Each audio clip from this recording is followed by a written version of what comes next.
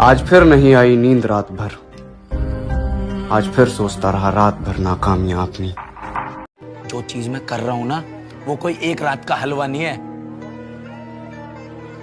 देर से आऊंगा लेकिन चर्चे करा के जाऊंगा।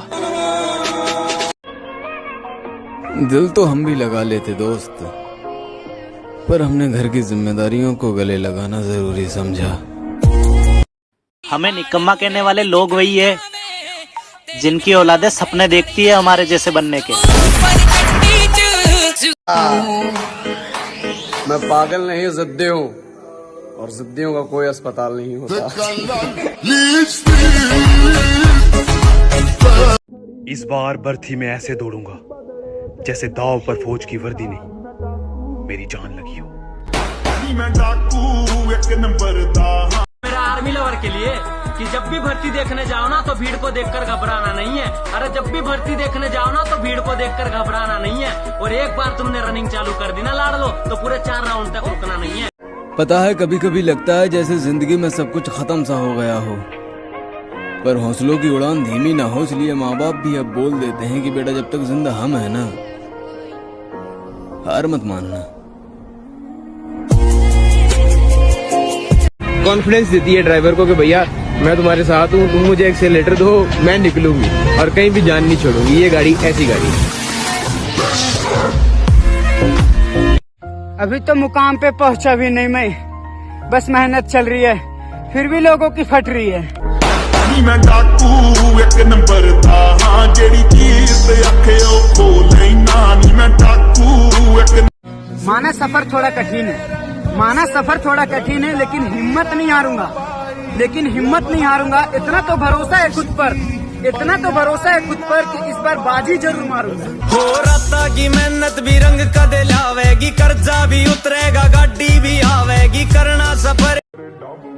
हमें पसंद नहीं किसी का इंतजार करना, इसलिए हम जहाँ भी जाते हैं थोड़ी देरी से जाते हैं। मेरी बराबरी तुझसे नहीं होगी लाडले, जितना तेरी गाड़ी महीने में तेल खाती है उतना तो ये 1600 का घोड़ा एक हफ्ते में देसी चने खा लेता है।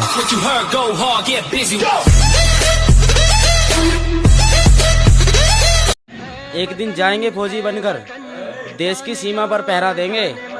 जो करते हैं तिरंगे को झुकाने की बात, उनकी छाती पर तिरंगा लहरा देंगे।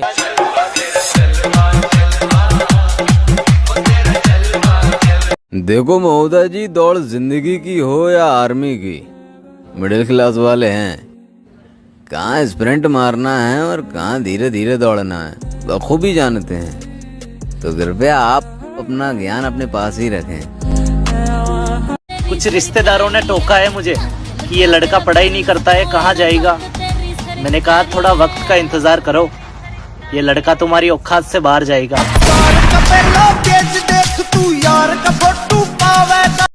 मैं दूसरों की तरह क्यों बनूंगा, अभी तो मैंने खुद को भी अच्छे से नहीं जाना है। ब्रो, जब पहचान खुद के दम पे बनती है ना, तो बताने की जरूरत नहीं पड़ती कि तुम कौन हो। 300 बच्चों की भीड़ में फर्स्ट मारने की खुशी और फिर मेडिकल में बाहर होने का दुख वही बंदा समझ सकता है जिसने झेला, उसने मेहनत की हो, या फिर उसके घर वाले समझ सकते हैं। दोस्तों, मेरा भी एक सपना था इंडियन आर्मी में जाने का, लेकिन अधूरा रह गया। क्या करूं, भगवान ने जिंदगी तो दी, लेकिन ना तो मुझे विकलांग बनाया और ना ही। अंधेरे तेरी गलत फहमी दूर कर दूं, बचपन बीत चुका है, अब तुझसे डर। जब भी आपके दिमाग में ख्याल आए कि ये कल करता हूं, समझ लो कि छिटक रही है सफलता धीरे धीरे दूर। कल इस दुनिया में कभी किसी का आता नहीं है। जब तक न सफल हो नींद चैन को त्यागो तुम, जब तक न सफल हो नींद चैन को त्यागो तुम, संघर्ष का मैदान छोड़कर मत भागो तुम।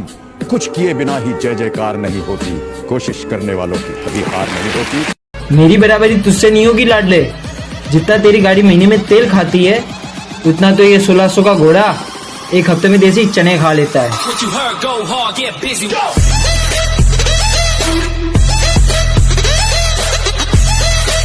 कुछ रिश्तेदारों ने टोका है मुझे कि ये लड़का पढ़ाई नहीं करता है, कहाँ जाएगा।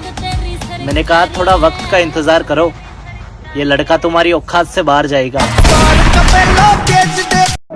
जाएगा। आज तू हार गया ना, ते लोग तुझे ब्लैकलिस्ट कर देंगे, मजाक बन के रह जाएगा तू।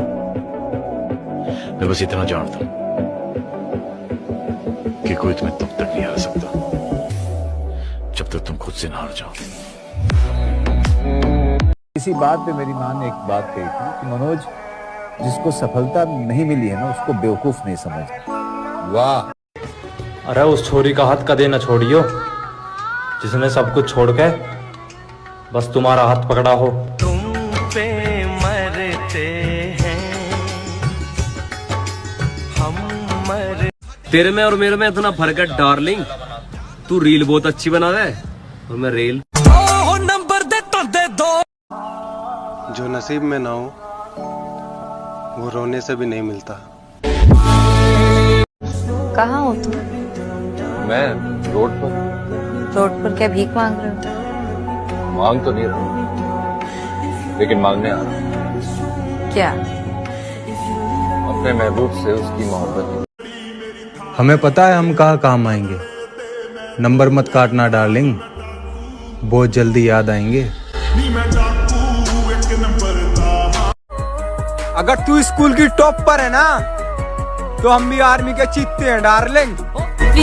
300 बच्चों की भीड़ में फर्स्ट मारने की खुशी और फिर मेडिकल में बाहर होने का दुख वही बंदा समझ सकता है जिसने झेला हो, उसने मेहनत की हो, या फिर उसके घर वाले समझ सकते हैं। दोस्तों, मेरा भी एक सपना था इंडियन आर्मी में जाने का, लेकिन अधूरा रह गया। क्या करूं, भगवान ने जिंदगी तो दी, लेकिन ना तो मुझे विकलांग बनाया और ना ही मुझे पूरी तरह फिट बनाया। यही बात सोचते सोचते मैं रो पड़ा अपनी माँ के सामने। मेरी माँ ने सिर्फ एक ही बात बोली, मुझे समझाया, बेटा ऊपर वाले ने जिंदगी दी है तो जीने का तरीका भी वही सिखाएगा।